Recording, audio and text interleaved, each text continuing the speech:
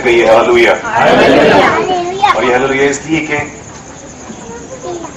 आप भी जीवित हैं और मैं भी जीवित हूं, और इसीलिए जीवित हैं कि जब तक जीवित हैं अपने परमेश्वर की गवाही दे सकें, उसके नाम को ऊंचा उठा सके जिसके लिए उसने आपकी मेरी सृष्टि की, उस बात को उसकी आमद से पहले पहले पूरा कर सकें।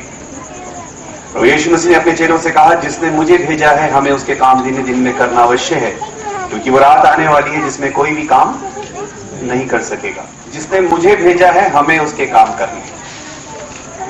भेजा है मुझे, करने हैं हमें। कहीं आमीन। क्योंकि कई बार हम ऐसा सोचते हैं, जैसे मैं सामने खड़ा हूं, कई बार बहुत से लोगों के दिल में बात आती है कि शायद प्रचार करना ऐसे ही कुछ लोगों का काम है, शायद दुआ करना ऐसे ही कुछ खास लोगों की जिम्मेवारी है। इन पिछले 12 सालों में जब से मैं प्रभु की सेवा में हूं, मैं जितने भी लोगों को प्रचार किया, आप में से बहुत लोग यहाँ बैठे हैं, आपके घरों में जा जाके मैंने परमेश्वर का वचन दिया है। मैंने हमेशा एक ही बात को बताया कि बाइबल एक ही बात बताती है कि दिए से ही दिए जलेंगे। आमीन। चेले ही चेलों को बनाएंगे। प्रभु यीशु मसीह ने 12 से कहा, अब तुम जाकर सारी जातियों के लोगों को चेला बनाओ। आप विश्वास करना, प्रभु जिस दिन आप न्याय सिंहासन के सामने खड़ेंगे, प्रभु आपसे एक बार भी ये नहीं पूछेगा तूने कितनी बार दुआएं की, तूने कितने बार चंदा दिया, तूने कितनी बार बाइबल पढ़ी। सिर्फ एक ही बात पूछेगा, मेरी आज्ञा को पूरा किया या नहीं किया। और आगे ये थी कि तू जाकर सारे संसार में सारी सृष्टि को सुसमाचार सुनाना, और ये देखना कि कितने लोगों को तू बचा पाया है मेरे लिए। आमीन। तुमने मुझे नहीं चुना, परंतु मैंने तुम्हें चुना और ठहराया जाकर के फल लाओ। एक ही सवाल पूछेगा, तेरे फल कहां हैं? सिर्फ एक सवाल होगा उस दिन प्रभु का आपसे और मुझसे, तेरे फल कहां हैं? हो सकता है आप खुद अच्छे एक तंदुरुस्त व्यक्ति बनकर के प्रभु को दिखाएं, प्रभु मैं कितना अच्छा फल बन गया। प्रभु ने कहा, मैं ये नहीं कह रहा तू फल बन गया, मैं पूछ रहा हूं तेरे फल कहां है? और हो सकता है कि आप और मैं खाली टोकरी लिए खड़े हों। तो लिखा है, ऐसे वहां फेंको जहां रोना और दांतों का पीसना, इसके हाथ पांव बांधो और वहां डालो उसको, क्योंकि तू जानता था कि मैं जहां बोता नहीं वहां से काटता हूं। तुझे एक ही तोड़ा दिया था, लेकिन इसलिए दिया था कम से कम, लिखा है प्रभु ने, अभी समय नहीं है कि मैं उस वचन की गहराई आपको बताऊं, लेकिन प्रभु ने कहा सराफों को ही दे देता तो कुछ तो ब्याज कमा लेता, तूने तो जमीन में ही गाड़ दिया उसको। आमीन। एक बहुत कीमती बात बाइबल में लिखी है, मैं एक दो आयतें आज आपको बताऊंगा, क्योंकि अगर जितने लोग बाइबल लेकर आए हैं मेरे साथ एक आयत निकालें, वचन संहिता निकालें, उसका 65वां अध्याय है, उसका 4था पद है। जो लोग नहीं लाए हैं बाइबल, पेपर पे नोट कर लीजिए, घर जाके उन सब आयतों को आप पढ़ सकते हैं। कुछ एक बातें हैं वचन में आज सीखेंगे। वचन संहिता 65 Psalm 65 वर्ष। भाई नवीन उस आयत को हम सबके लिए जोर से पढ़ देंगे ताकि जितने लोगों के पास बाइबल नहीं है उसको सुन सके। क्या ही धन्य है वह जिसको तू चुनकर अपने समीप आने देता है। क्या ही धन्य है वह जिसको तू चुनकर अपने समीप आने देता है। प्रभु यीशु मसीह ने कहा, कोई मेरे पास नहीं आ सकता जब तक मेरा पिता उसे अपने पास खींच ना ले। अगर आपको प्रभु ने आज की शाम बुलाया, धन्य है आप और मैं जिसको उसने चुनकर अपने समीप आने का मौका, अनुग्रह और दया की है। कहिए आमीन। मैं यहां शाम को आया, मुझे नहीं पता कि कितने लोगों को इस मीटिंग का इनविटेशन दिया गया था, कितने लोगों को लगा आओ आओ। क्या ही धन्य है वो जिसको तू चुनकर अपने समीप आने, और बहुत कम लोग हैं जो अपने चुने जाने को सचमुच में खो देते हैं। आप विश्वास करेंगे यहाँ बहुत से लोग ऐसे बैठे हैं, प्रभु ने कितनी बार उनको वचन दिया, कितनी गहराई से बातें समझाई, लेकिन हो सकता है उन्हें एसाव की तरह एक कटोरी दाल के पीछे अपने पलौठे होने का हक को बेच दिया। एक कटोरी दाल के पीछे सौदा कर दिया अपने पलौठे होने का। कुछ ना कुछ लालच रहा होगा, कुछ ना कुछ दबाव रहा होगा, कुछ ना कुछ घबराहट रही होगी, कुछ ना कुछ सौदा रहा होगा, कुछ ना कुछ ब्लैकमेलिंग रही होगी। जीवन और मौत के बीच में से आज चुन ले तो किसको चुनेगा? एलिया कहता अगर बाल देवता है तो आज ही उसको मान लो, और अगर यहोवा परमेश्वर है तो आज ही उसके सामने सर झुका दो। हालेलुया। तो दो मार्ग एक साथ नहीं चल सकता प्रभु के बेटे, इस बात को याद रख। और भरमाने और भटकाने वाले लोग इसी के जरिए तुझे भटकाएंगे। हालेलुया। चोर किसी और काम के लिए नहीं, सिर्फ चोरी करने, घात करने और नष्ट करने के लिए आता है। कहा होगा याकूब ने, ठीक है आज से फिर आप मुझे भैया बोलेंगे, दे देता हूं एक कटोरी दाल आपको। उसने कहा चल भैया ही तो बोलना है, आज से तू भैया हो गया और मैं छोटा हो गया। वो ये भूल गया कि एक शब्द के अंदर परमेश्वर की सारी बरकतें हिसाब से हट करके याकूब पे। रो रहा है अपने बाप के आगे घुटनों पे, कह रहा है क्या तेरे पास कोई भी बरकत नहीं बची मुझे देने के लिए? और समय हो सकता है ऐसे आए कि एक अनुग्रह का बादल आपके ऊपर आया और आपने उसे कुछ जाना, और वो शकीना बादल जब चला जाएगा फिर कोई भी दुआ काम नहीं आएगी। हमारे आसपास जो कुछ घटता है मेरे भाई बहन, परमेश्वर उन तमाम बातों से आपको और मुझे सिखाता है। मैं जानता हूं आपका जवाब हाँ में ही आएगा, फिर भी आए परमेश्वर को हाथ उठा के कहें, हाँ खुदावंद ये हादसा जो मेरठ में हुआ है उससे मैंने कुछ सीखा है। आमीन। हाँ प्रभु मैंने सीखा है कि तू ही है बचाने वाला, तू ही है जीवन देने वाला, तू अपनी कौम को किस तरह से बचाता है। लिखा है भजन संहिता के, मेरे एक साथ काट निकाले 33 निकाले और उसका 12 पद पढ़े। भजन संहिता 33 का 12। क्या ही धन्य है वह जाति जिसका परमेश्वर यहोवा है, और वह समाज जिसे उसने अपना निज भाग होने के लिए चुन लिया हो। भाई बहन आप भी बड़ी जोर से सब लोग सुन सके। हाँ 33 का 12।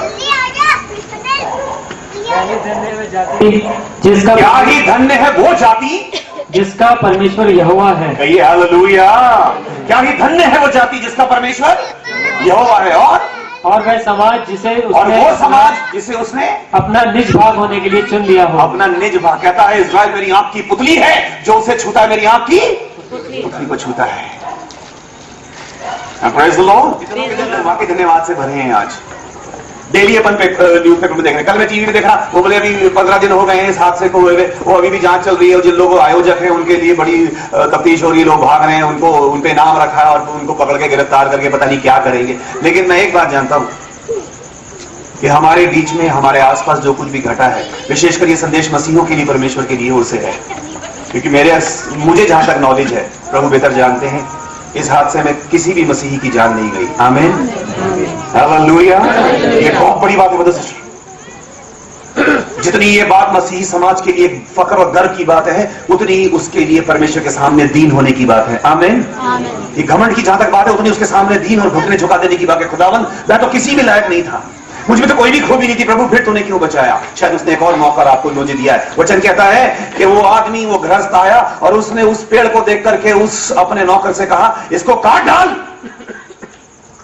खामखा जगह घेरे खड़ा है मेरी बारी के अंदर। ये उसका नौकर शायद हम जैसे दासों की तरह परमेश्वर से यही कह रहा है, प्रभु 1 वर्ष और दे दे। आमीन।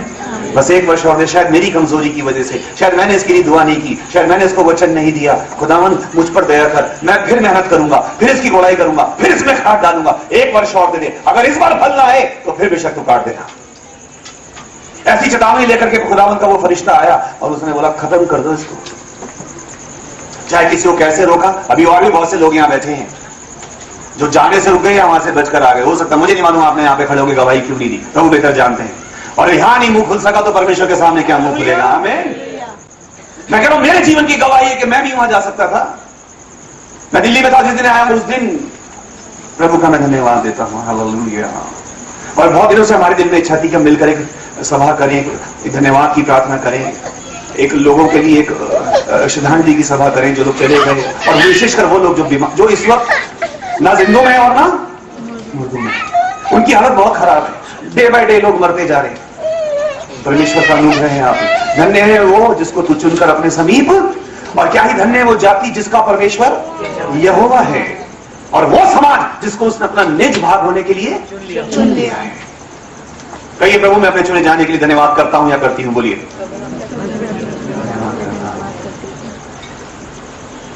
और जितनी जोर से आप आज धन्यवाद करेंगे, उसी जोर से परमेश्वर आपको उस बात के लिए बरकत देगा। आमीन। एक पद मेरे साथ मिलकर के वचन में पढ़ें। भजन संहिता 116 निकालें और उसका 8वां पद पढ़ें। भजन संहिता 116 उसका 8वां पद। तूने तो मेरे प्राण को मृत्यु से, मेरी आंख को आंसू बहाने से और मेरे पांव को ठोकर खाने से बचाया है। 3 बातें लिखी हैं यहाँ पे। तूने तो मेरे प्राण को मृत्यु से, तूने तो मेरे प्राण को मृत्यु से, मेरी आंख को आंसू बहाने से, मेरी आंख को आंसू बहा। जरूरी नहीं कि अगर हम ही मर जाते तो ही आंसू बहता, शायद हमारा कोई अजीज चला जाता तो भी आंसू ऐसे ही बहते। हमें तूने मेरे प्राण को मृत्यु से, मेरी आंख को आंसू बहाने से और मेरे पांव को ठोकर खाने से बचाया है। कितनी बार प्रभु आपके जीवन में ऐसे, एक बचपन से अपन भजन गाते हैं, है ना, सभी को वो भजन आता है। वो भजन ऐसा है, परम पिता की हम स्तुति गाएं, वो ही है जो बचाता है। लेकिन वहां पर एक बहुत अच्छी आयत है जो बचपन से अपन गा रहे हैं, और उसमें ऐसा लिखा गया है, घोंसले को बार बार किसने घोंसले को बार बार तोड़कर किसने, हाँ कहते ना, हम कहते ना, घोंसले को बार बार तोड़कर उसने किसने, जोर से बोलिए ना। हाँ, तो कितनी बार आपके घोंसले को कौन तोड़ेगा? आप बोलो मेरे घर में क्या हो रहा है, शैतान मेरे जीवन में क्या कर रहा है? शैतान कहीं नहीं है तेरे जीवन में, ये घोंसला परमेश्वर ने तोड़ा है। आमीन। ये घोंसला परमेश्वर ने तोड़ा है। तेरे पे कर्जा, तेरे बच्चे का एक्सीडेंट, तेरी मुसीबत, तेरी नौकरी और तेरा तनख्वाह, और ये सारी घोंसलों को बार बार तोड़कर उसने चाहा कि सीखे हम। घोंसले को बार बार तोड़ेगा वो, जब तक तोड़ना सीख नहीं जाएगा। और इस पर ये दुआ मत करवाना किसी से, शैतान ने क्या कर दिया मेरे घर में। शैतान कहीं नहीं है, धन्य है वो प्रजा जिसको उसने अपना निज भाग होने के लिए चुन लिया है। और क्या मजा है शैतान की कि उस पर हाथ लगा जाए। अब आपके जीवन में जो भी होगा, अच्छा या बुरा, वो परमेश्वर ही करेगा। आमीन। अब फिरौन का तेरे जीवन में कोई अधिकार नहीं है। अब समुद्र पार करके तुझे मैं अपने कौम बना करके लेकर आया हूं। अब समुद्र के इस तरफ जो कुछ भी होगा, चाहे सांप डसेगा, चाहे ऊपर से मन्ना बरसेगा, या बटेरें आएंगी, या फिर दुश्मन तुझ पर अटैक करेगा, वो मेरी मर्जी के बगैर नहीं हो सकता। अब तेरे जीवन में अच्छा होगा या बुरा, वो करने वाला परमेश्वर है। कहिए हालेलुया। अब फिरौन का तेरे जीवन पर कोई अधिकार नहीं। सवाल ये है तूने किसको अपना गुरु और किसको अपना प्रभु और किसको अपना मसीहा और किसको अपना खुदावंद होने के लिए चुन लिया। आमीन। अब मेरे जीवन पर शैतान का कोई अधिकार नहीं है। अब मेरे जीवन में जो भी होगा वो परमेश्वर ही करेगा। और हो सकता है मेरे घोंसले को कितनी बार परमेश्वर ही तोड़े। घोंसले को तोड़ने का मतलब सब समझ रहे हैं ना? आमीन। मौत तक भेज देगा, मौत तक। जिस तरह नौमी ने यह सोचा कि चलो वहां पर नोमी अपने हस्बैंड के साथ चलती बेचारी कि चलो जी यहाँ पर तो अकाल पड़ रहा है, वहां रोटी है। और कई बार लोग सोचते हैं अकाल में बड़ी प्रॉब्लम है, रोटी कहां मिल रही है? क्योंकि मनुष्य सोचता है भूख तो रोटी से मिटेगी भैया, वचन से तो मिटेगी नहीं, ना वचन से मिटेगी। तो लिखा वो अपने हस्बैंड के साथ चली गई वहां पर, और बाइबल बताती है वहां जाकर के परमेश्वर ने उसके हस्बैंड को भी मार दिया और दोनों जवान बेटे को भी मार दिया। मारा कि नहीं मारा बताइए? खत्म कर दिया तीनों को। और दोनों की शादी हो गई थी वहां पे मोआबिन रूत के साथ। और जब नोमी वापस आ रही है तो उसने अपनी दोनों बहुओं को कहा, अब भाई मेरे बेटे तो मर गए, तुम कहीं अपने यहाँ घर बसा लो, अपनी शादी कर लो। तो एक ने तो कर ली, या वो चली गई उसको छोड़ करके। लेकिन रूत ने क्या कहा, जहां तू जाएगी वहां मैं जाऊंगी, तेरा खुदावंद मेरा खुदावंद है। लेकिन मैं बता इस इंस्टेंस में आपको ये रहा हूं कि अगर नोमी को परमेश्वर ने कुछ बात समझानी है तो उसके लिए उसके हस्बैंड को भी खत्म कर दिया, दोनों जवान बच्चों को खत्म कर दिया।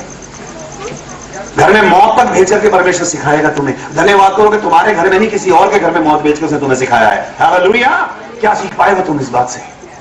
नौमी का तो जब हस्बैंड मरा होगा तब भी सोच रही होगी ये क्या हो गया, जब पहला बेटा मरा होगा तब भी, दूसरा मरा होगा, क्या हो रहा है? परमेश्वर का वापस अपने देश को चली जा, वरना जो बचा उसको भी खत्म कर दूंगा। और आप विश्वास करते परमेश्वर चाहता नौमी को भी खत्म कर सकता था। आमीन। लेकिन उसको वापस लेकर के आया सिर्फ एक बात समझाने के लिए कि जहां मैं हूं वहां चाहे अकाल हो लेकिन मैं हूं। आमीन। मैं हूं, और जहां मैं हूं वहां तू भूखी रह सकती है, मर नहीं सकती। Praise the Lord. भूखी रह सकती है, मर नहीं सकती। जिस किश्ती के अंदर यीशु बैठा हो जगमगा तो सकती है, डूब नहीं सकती।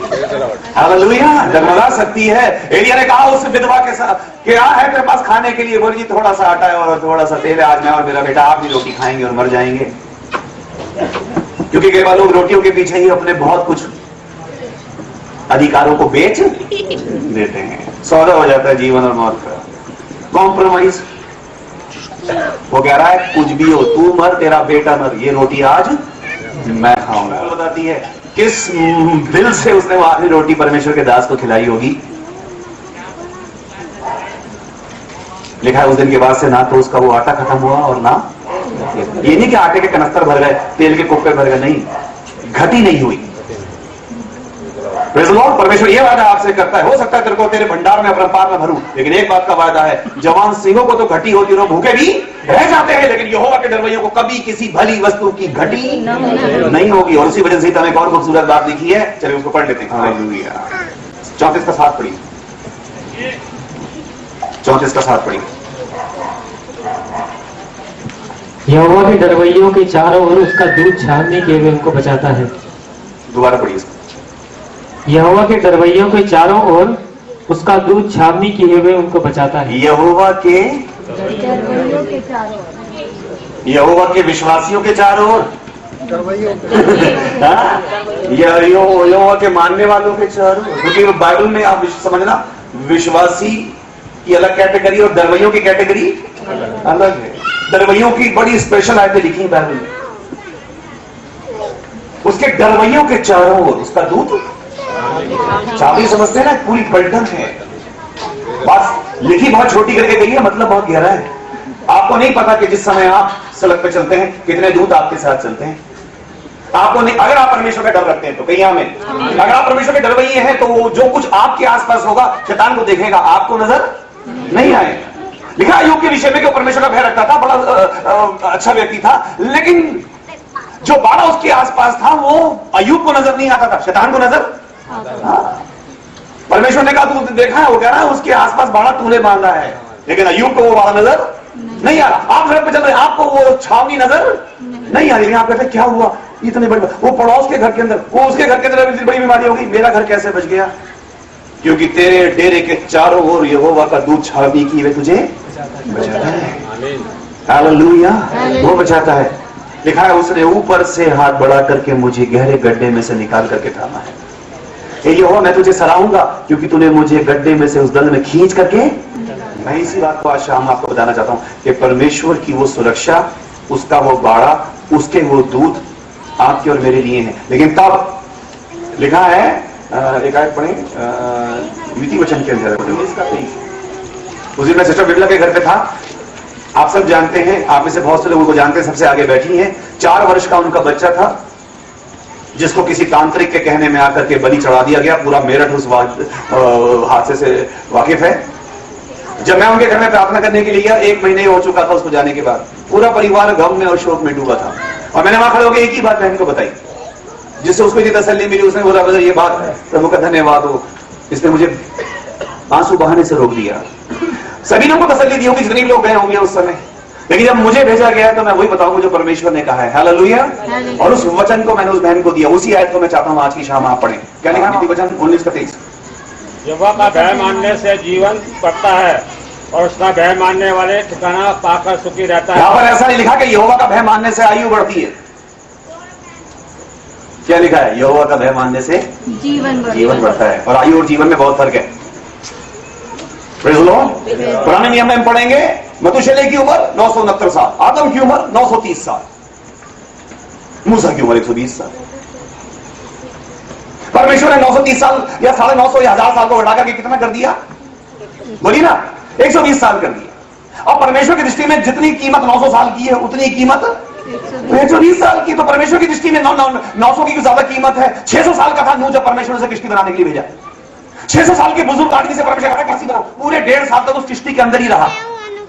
1.5 साल किश्ती का जीवन करिए। समय आएगा तो आपको बताऊंगा किस तरह से उसने गुजारा होगा वो 1.5 साल का जीवन।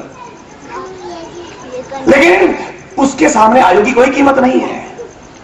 उसने अब्राहम से ये कहा 75 साल तो भूल जा, तू 150 साल का भी हो जाएगा तो भी सारा की कोख से ही मैं तेरे लिए औलाद पैदा। और बाइबल बताती है परमेश्वर चाहे तो अब्राहम के लिए पत्थर से भी औलाद पैदा कर सकता है। तो आयु की क्या कीमत है? जहां 900 साल में परमेश्वर ने काम लेना 120 में ले लेगा। और मैंने बहन के घर में खड़े होकर उसको ये बताया, बहन अगर 900 और 120 में कोई फर्क नहीं है तो विश्वास कर 120 और 4 साल में भी कोई फर्क नहीं है। हो सकता है जिस समय आपकी और मेरी आखिरी सांस निकले या हमारी जिंदगी का आखिरी दिन हो, उस दिन प्रभु आपको और मेरी अपनी महिमा के लिए इस्तेमाल कर ले, हमारा पूरा जीवन सार्थक हो गया। आमीन। चाहे वो काम हम पूरा कर गए। Praise the Lord. मुझे याद है कुछ समय पहले जब मैं मेरठ में नहीं रहता था, मैं हर सेकंड सैटरडे को यहाँ प्रचार करने के लिए आता था। 2 दिन के लिए मीटिंग लेती थी, यहाँ बहुत लोग बैठे उनके घरों में प्रचार करता था। और एक बार ऐसा हुआ कि मैं जब दिल्ली से चला अपने स्कूटर से आता था, तो उस दिन पैसे भी मेरे पास इतने नहीं थे, लेकिन मैं उस दिन पिंकी में तेल डलवाना भी भूल गया। तो बीच में मुझे ध्यान आया, मैं रोड पे चला, मैं शायद मौलाना तक पहुंचा, मेरे को ध्यान है तेल तो मैंने डलवाया नहीं क्योंकि मैं कहीं और से होकर के आया प्रार्थना करके। अब क्या करूं? अब दिल में घबराहट हुई, पता नहीं मेरे तक पहुंचूंगा नहीं पहुंचूंगा, पैसे भी इतने, आप पैसे खर्च हो जाएंगे, सारी बातें दिमाग में चल रही। अभी वो स्कूटर मैंने साइड में लगाया, मैंने टंकी पर हाथ रखी, प्रार्थना की। मैंने कहा प्रभु मुझे नहीं पता इस टंकी के अंदर कितना तेल है, लेकिन मैं एक बात जानता हूं कि आप जीवित हैं। हालेलुया। और मैंने कहा प्रभु इतना करना कि बस ये तेल मुझे मेरी मंजिल तक पहुंचा। कितना तेल है मुझे नहीं पता, हमारे पास कितनी सांसें हैं हमें नहीं पता, कितना जीवन है नहीं पता। प्रार्थना ये करना कि प्रभु जिस काम के लिए तूने भेजा है बस आखिरी सांस लेने से पहले वो काम मैं पूरा कर जाऊं। आमीन। जिस काम के लिए तूने मुझे दिखाया है, धन्य है वो जिसे तू चुनकर अपने समीप आने और जिसको अपने समीप बुलाता है उसको अपना वचन देता है। जब अपना वचन देता है फिर उसको अपना आत्मा देता है और फिर उसको एक जिम्मेवारी काम देता है, तू जाकर मेरा काम कर। एक आदमी लिखा है, प्रभु एक बार जा रहे थे और एक आदमी प्रभु से कहा, प्रभु जहां जाएंगे मैं आपके पीछे पीछे चलूंगा। प्रभु ने वापस लौट जा बेटा, लोमड़ियों के भट्टे परिंदों के आशियाने हैं, अपने आदम के लिए सर रखने के लिए जगह नहीं है। लेकिन वहीं पे एक और व्यक्ति खड़ा, प्रभु ने कहा चलो तुम मेरे पीछे चलो। वो कह रहा जी मेरा बाप मर गया, मुझे उसको गाना। प्रभु ने कहा छोड़ मुर्दों को अपने मुर्दे, तू जाकर परमेश्वर के राज्य की कथा सुना, तुझे मैंने काम दिया है। वो तेरे बाप की भी जिंदगी बेकार हो गई, तेरे बाप के गाड़ने वालों का जीवन भी व्यर्थ हो गया, लेकिन तुझे मैंने चुन करके अपने समीप आने का सौभाग्य। धन्य हम जिनको आज उसने शाम अपने समीप आने का मौका दिया है। आमीन। प्रार्थना ये करें, प्रभु मुझे पता मेरे जीवन के लिए तेरे पास क्या योजना है, मुझे तूने क्यों चुन करके बुलाया है, और मुझे अगर तूने इस जाति में इस कौम के अंदर रखा है तो क्या ही धन्य वो कौम जिसको वो चुनकर, जिसको अपना निज भाग होने के लिए चुनता है। तूने अगर मुझे बचाया, मेरी पूरी कौम को बचाया, इस पूरे शहर के अंदर तूने गवाही रखी है कि इस पूरी कौम का तूने बाल बाका नहीं होने दिया। गवाही के लिए प्रभु मेरे जीवन को इस्तेमाल कर, ये शहर जाने कि तू कल आज युवान युग, और इस बात की गवाही मैं दूंगा और मैं दूंगी प्रभु। इसके लिए मैं किसी के आश्रय में लोगों के कोई प्रचारक ही खड़े होकर मेरठ शहर में लोगों को बताएगा कि खुदा जीवित है, मैं दूंगा, क्योंकि मैं जिंदा हूं। ये इस बात का सबूत है कि मेरा परमेश्वर जिंदा है। आमीन। वो जिंदा है जिसने मुझे जिंदा रखा है। धन्य वो जिसको बुलाता है अपने समय और अपना काम देता है। और अगर आखिरी सांस भी निकल गई और प्रभु के कोई काम ही नहीं आया, कितनी बड़ी कोठी खड़ी करी, कितना बैंक बैलेंस जमा किया। हे मूर्ख, अगर आज रात ही तेरा प्राण तुझसे ले लिया जाए तो तेरे बाद ये सब कुछ किसका है? अगर मनुष्य सारे संसार को प्राप्त करे और अपने प्राण को खो दे, हम खो सकते थे उस आग के अंदर अपने प्राण। आमीन। और बना बनाया संसार कुछ भी था, जिस तरह अभी बहन ने बोला, और हाँ उसमें से सब कुछ शायद रखा रह जाता। हम धन्यवाद देने के लिए इकट्ठा हुए हैं। मैं आपके साथ परमेश्वर का धन्यवाद देने के लिए यहाँ पर खड़ा हूँ। कितना अच्छा भजन टहलने का आया है ना। अच्छा वो पंजाबी भजन में कितना प्यारा शब्द था, वेड़ा। वेड़ा आनंद को बोलते हैं ना, कि ना सोना पे भागा वाला वेड़ा, भागों वाला वेड़ा है। खुदा दी जिथे होवे बंदगी, उथे आन लाया संगतां ने डेरा, खुदा दी जिथे होवे बंदगी। हालेलुया। और वो वेड़ा मैं चाहता हूं हर घर का आंगन वो वेड़ा बनना चाहिए इस कंपाउंड में। आमीन। घर घर में उसकी स्तुति, उसकी आराधना होनी चाहिए। इस बात की गवाही दी जाए कि यीशु कल आज युगान युग जिंदा है, और उसने हमें जिंदा रखकर इस बात का प्रमाण दिया है कि वो आज भी हमसे प्यार करता है। चोर किसी और काम के लिए नहीं, केवल चोरी करने, घात करने और नष्ट करने के लिए आता है। भाई ने इस बात के लिए गवाही दी।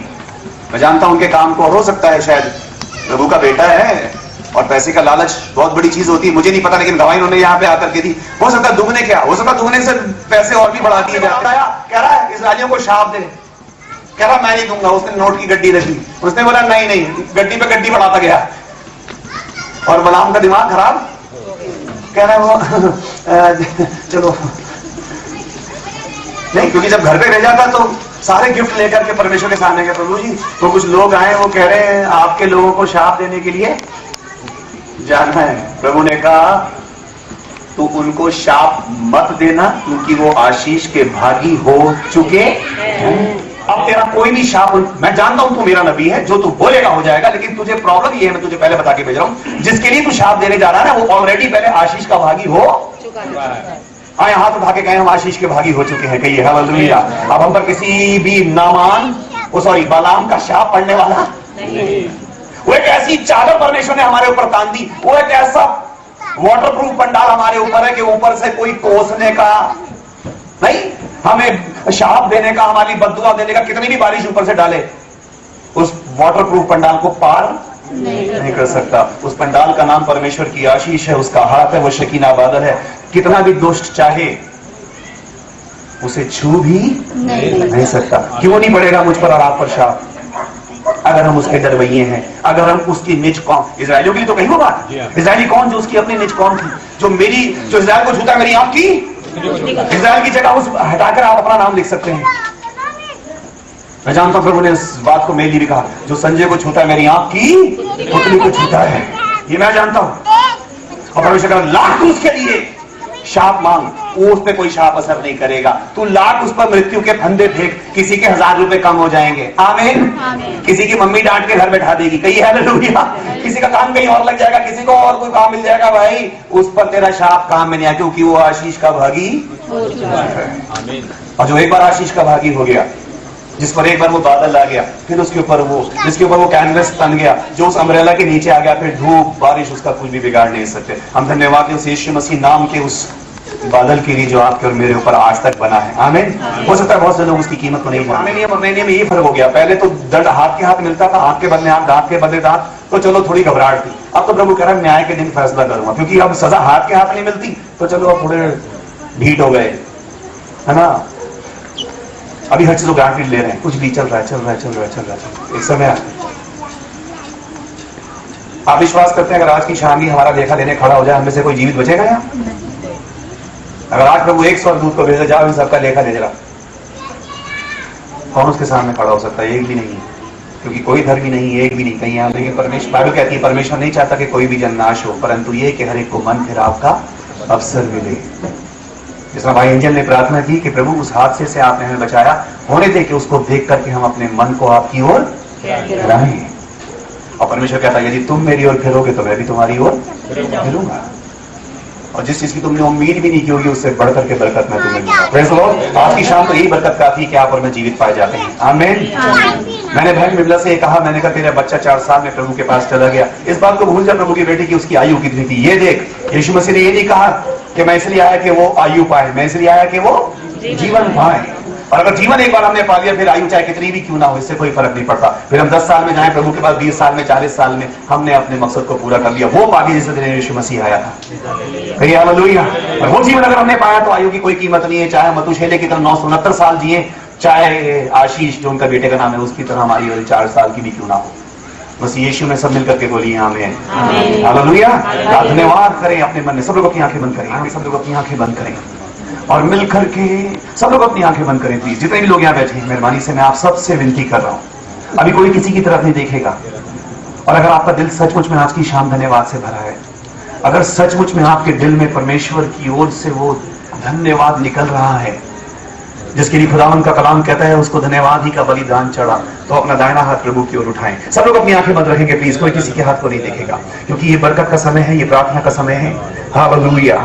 ये परमेश्वर की आशीष का समय है। आपने बहुत कुछ परमेश्वर के लिए कहा, आपने बहुत कुछ गाया और बजाया, अब परमेश्वर आपको कुछ देने के लिए जा रहा है। अपना हाथ ऊपर उठाएं और अपने मन ही मन में इस बात को कहें कि खुदावन मैं तेरा धन्यवाद करता हूं प्रभु के तुमने उस बड़ी मुसीबत से, उस बड़े हादसे से मुझे और मेरे परिवार को, मेरे संबंधियों को और प्रभु मेरी पूरी कौम को बचा लिया।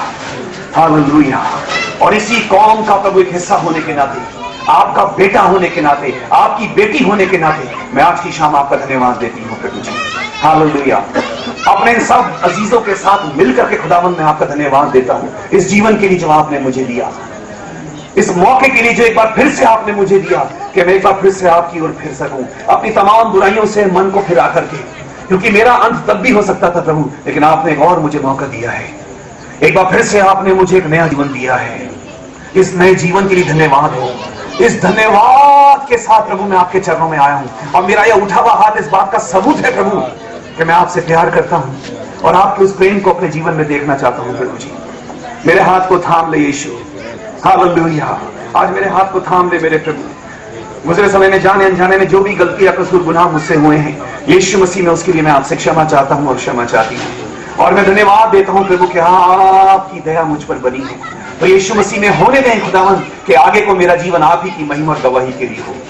आज की इस सभा में अपने तमाम अजीज और भाई बहनों के साथ मिलकर मैं आपके सामने इस बात का अहद करता हूं प्रभु कि जो जीवन आपने मुझे दिया है उस जीवन को मैं आपके लिए जी पाऊं, उसको आपकी सेवा में लगा पाऊं, उसको आपकी गवाही के लिए इस्तेमाल करूं। ऐसा अनुग्रह अभिषेक हम में से हर एक को देना प्रभु। जितने लोग यहाँ बैठे हैं उनमें से हर एक के लिए मैं दुआ करता हूँ प्रभु, और जितने लोग यहाँ नहीं है अपने घरों में है लेकिन मेरी आवाज को सुन रहे हैं, मैं नाम बनाम हर एक घर और परिवार के लिए प्रार्थना करता हूँ पिता कि यीशु मसीह में आपकी दया, आपकी करुणा, आपकी आशीष और आपका अनुग्रह इनमें से हर एक पर होने पाए। हालेलुया। आज का आपके बच्चों का इस प्रार्थना में आना व्यर्थ न जाने पाए खुदावन, बल्कि हर एक के लिए एक आत्मिक आशीष का कारण बन सके। हम अपने अपने जीवन के लिए आपका धन्यवाद देते हैं, अपने अपने परिवारों के लिए आपका धन्यवाद देते हैं, अपनी कलीसिया के लिए, अपनी इस कौम के लिए आपका धन्यवाद देते हैं।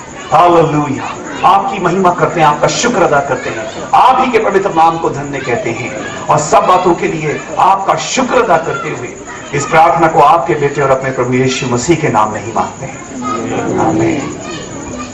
अब हमारे प्रभु यीशु मसीह का अनुग्रह, परमेश्वर का प्रेम, पवित्र आत्मा की सहभागिता अब से लेकर प्रभु की आमद तक हम सभी के साथ और उसकी पूरी चुनी हुई जीवित और पवित्र कलीसिया के साथ होती रहे, आमीन। Praise Lord. प्रभु का धन्यवाद हो आप सबके लिए, आप सब आए और इस प्रार्थना में शामिल हुए। हम दिल से आपको धन्यवाद देते हैं। आप अपनी शांति से बैठे और